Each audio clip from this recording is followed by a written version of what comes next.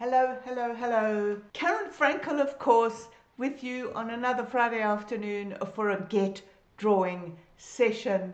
Thanks for joining me on YouTube. I hope you enjoy this video, which is going to teach you all about how you work out where the light's coming from, where the shadows are, is there light and dark on dark objects, is there light and dark on white objects, and how do you find those shadows. Don't forget to subscribe to my YouTube videos. There's a bell that you can click underneath me, and that'll subscribe you to all the videos. Leave me a thumbs up. I'd love to hear what you think as well. So give me a comment, and you can even post some of your photographs. I'd love to see your drawings. Thanks for joining me. I want to get into some little nitty-gritty things. So sometimes it's worth knowing about stuff before you observe it, so that when you observe it, you remember the stuff that you know, and it just helps explain some things. I'm going to be talking about telling you some information about how you observe light and dark. And as a reminder, the shapes of tone that I'm always mentioning that you look for, so that you can put shadows in, which shows 3 dimensions. See, all the dominoes fall in line, the steps all have to match. Those lights and darks, if you observe carefully, then you should, the operative word being should, you should be able to see them. But sometimes you can't see them. Sometimes there isn't a direct source of light. Sometimes your brain, as usual, tells you what you are seeing, and it's hard to distract yourself from that. So I'm going to be giving you a bit of information and some tips on how you can view things more accurately. When you've got a strong light, as there is in this photograph, it is quite obvious that the light is coming from that direction. Now I know that this is a 2-dimensional image, and obviously the bowl and the pears are 3-dimensional, so the light was actually coming from sort of higher up, not dead straight. And you can see the direction of the light because of where the shadows are coming off. So the direction of the shadows is always opposite where the light's coming from. So that's your first hint.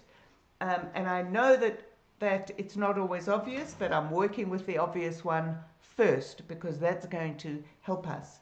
Of course, you can also see that there is a big light patch on the side of that pear, a big light patch on the side of the pear. You can even see, if you look closely, that there is light on the top of the stalk and dark on the bottom of the stalk. Can you see on the stalk that you have got light and dark quite clearly on that stalk as well? So it's even down to that degree that you need to look for your light and dark, because your stalk is round, it is cylindrical, it has 3 dimensions, so you've got to put shadow on to show that 3 dimensions. What happens with bowls is quite interesting, and it is worth remembering. I know this is a fairly top-down view of this bowl, but the light hits the far side, and then this side of the bowl casts a shadow here. So it's actually casting its shadow right to the side, because the light is coming so far from the side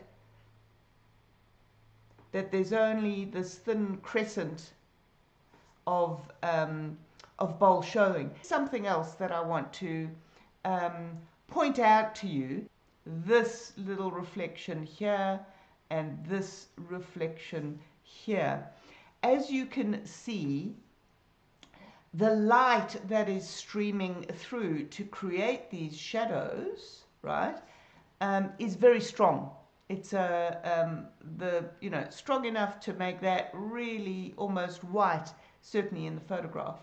And in fact, here, these little star things, the light is so bright that it is shining off the side of the bowl that we can't see. We can't see the side of the bowl there that I'm pointing to, but it is reflecting these star shapes. So obviously the bowl has got some sort of texture on to be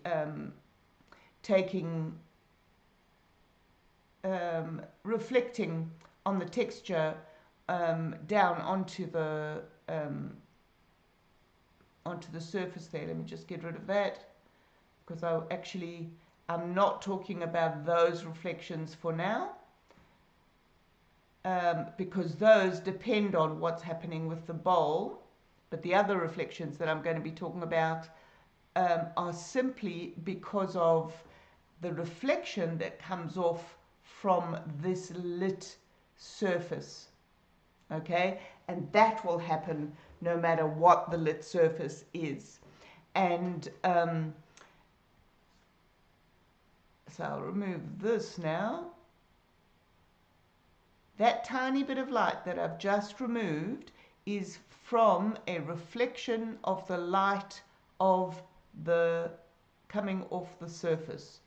So can you see that? You can see it more closely if you look at the line between that negative shape between the shadow and the pear. So that is quite helpful in improving your three-dimensional pictures. You can see also at the top here there is also a thin, which I've obliterated by drawing there. Watch it, when I get rid of that you'll see it. There's a very, very thin line. So those are the kinds of ones that I actually don't bother to put in, because if I squint my eyes I can't really see them. But these bigger ones are more important. And this one up here, that is also a reflection from the white bowl. You can see it's much lighter than the reflection that we saw on the bottom pair. And also on this top pair, you can see there's a very tiny reflection there on the edge. So I'm just understanding now that that reflection is also off the bowl, but they are all worth observing. Even the cherries inside of the bowl, move that over, they have their own light and dark. These ones here are all in the shade, but can you see the reflected light on that cherry? So there's lots and lots going on. So the cherry is shiny, so it is reflecting the light quite clearly. So it's easy to see. If it wasn't so shiny, it wouldn't be as easy to see. And of course, coming to the cherry that's in the light, this has got a reflection of this cherry. So there's all sorts of things going on that we have to take notice of. And of course, those cherries, the bright ones that are catching the light, have got their own shadows on the bowl here as well. The next thing I'm going to show you is a very clever trick. If you have taken a photograph and you're working from a photograph, or if you use your camera on your phone, even if you're out in the open or doing a still life, take a photograph of it, change it to black and white. Okay, lots of people do this on the phone. You may as well use all the technology that's at your disposal.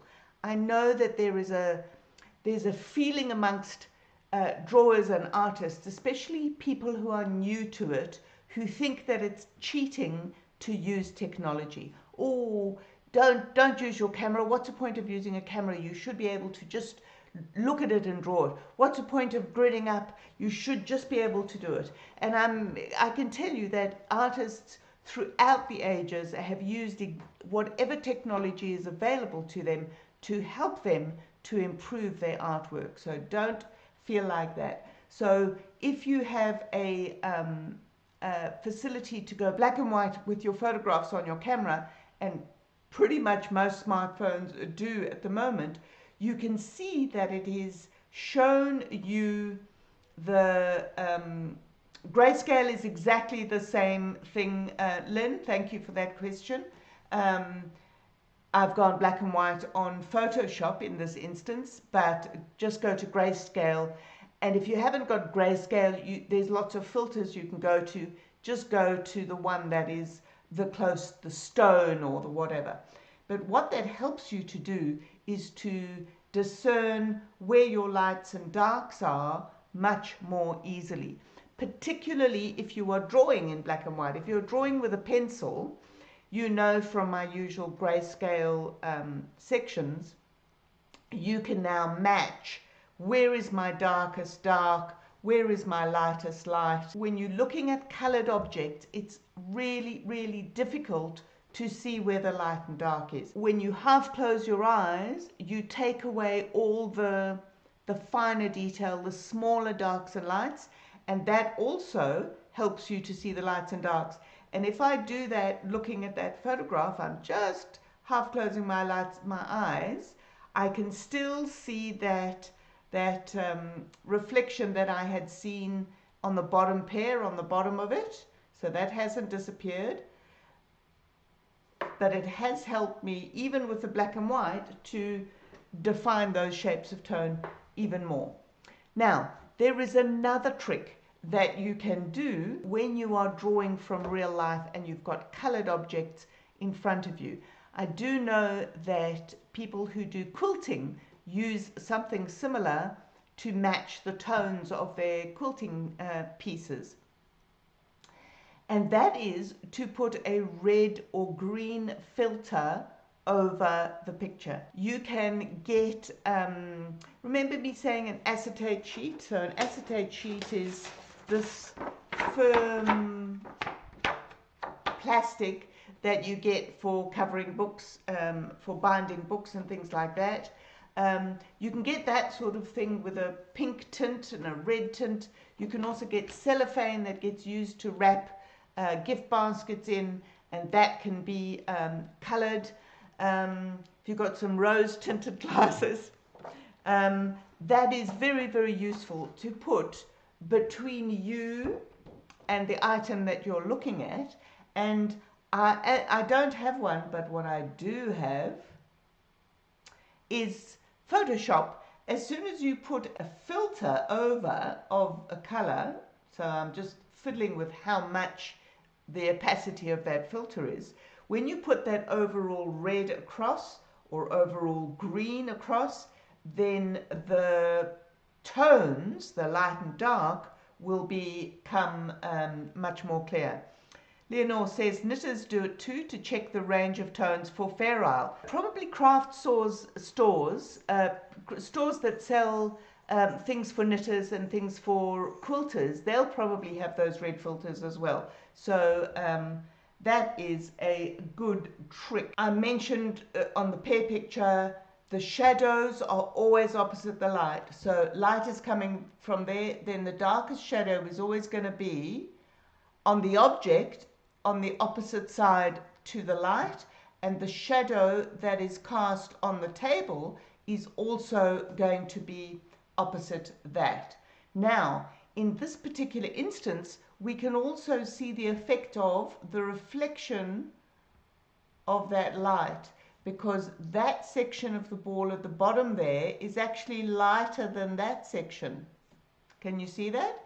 So that is because this light is kind of creeping round the side and reflecting up into the ball. So there's a little bit more observing than just simple dark and light. On a square object, it's going to be much easier because you've got hard corners and that sort of thing. But obviously, on a spherical object, it is going around the sphere. What other pictures have I got there? Okay, again from my book, all the same sorts of things are happening there. The inside of the spoon is in shadow because the light's coming from there somewhere, and then there's shadow there. Now, the light is not coming straight like that. It's definitely coming down at an angle because you can see some of the shadow. So the direction of the shadow is showing you where the light is coming from. So please think about that. Even if you can't see exactly where the light is coming from, have a look at where the shadow is and you'll know that the opposite side has to be the light. We have this thought in our head similar to with white things. But we can see shadows on white things a lot more clearly than we can see on dark things or your head. Your head is prepared to accept that there's light and dark on light things much more easily, I think, anyway. So you can see the dark that's in there, the dark shadow there. That is a strong reflection of the light because I've got the light quite close up. But when it comes to black things, your head wants to color them in black. And black things have as much light and shadow, or dark things, as, oh, all the seeds are falling out, as light things do. Now, this is a bit shiny, this gourd. You can see it's been carved into. But you can also see, I hope, I might have to just lean it against my eraser so it doesn't roll away. You can also see that there's dark and light and reflections there as well. So if I bring my, there's a light reflection there happening. These three dots are from my two light sources on either side, and that is from that shiny thing, is from this big light that I've got on it. But you can see there's light and dark on that as well. One of the things I'm going to show you is a wrap that belongs to me. And you can see this on people's clothes. If they're wearing a dark shirt, a black shirt, you can always see that there's light on this section and there's shadow on this section. The shadows that I'm talking about for you to draw, those shapes of tones, are about where you have light and where you don't have light. Why do we need to know how the physics of light and dark work in terms of if the light is shining from one direction, the shadow is going to be the other side? A lot of times when we are drawing things, we haven't got a perfect setup. We haven't got a direct light. It's not necessarily a bright day. You might be out drawing, you're on holiday and the skies are grey and everything's got a bit of a dull feeling about it. So you need the smallest amount of information to help you, to encourage you to maybe even exaggerate the darks and lights so that you can show what they look like. This fig that I have in the studio, and it is a deep red fig.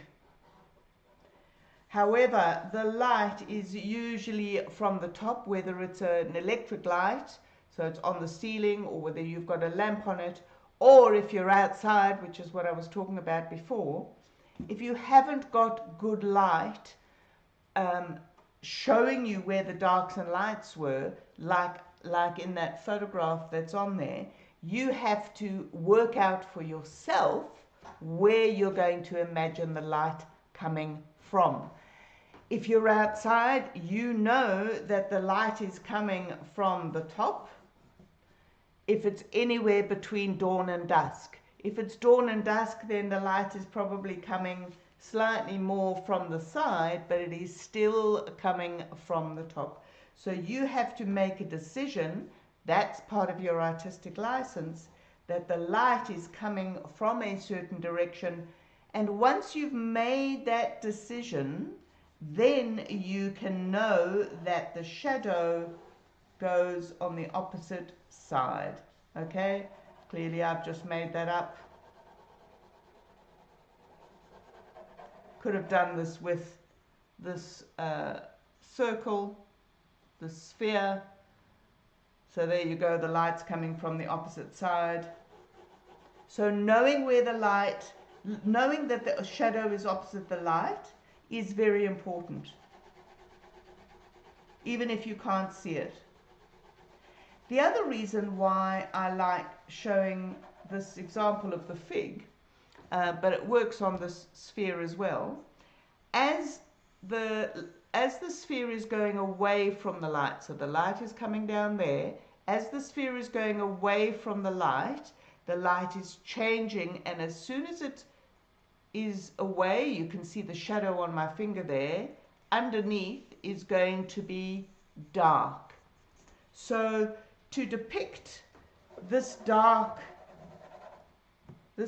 sphere, or this dark fig, or whatever it is, you know that the bottom half of it is likely, so where that light turns, the bottom half of it is going to be darker than the top half of it. Okay? Now this might also have reflected light up there, so you can leave some. But the darkest dark is opposite the lightest light. So this is for curved objects. If you are drawing this straight object,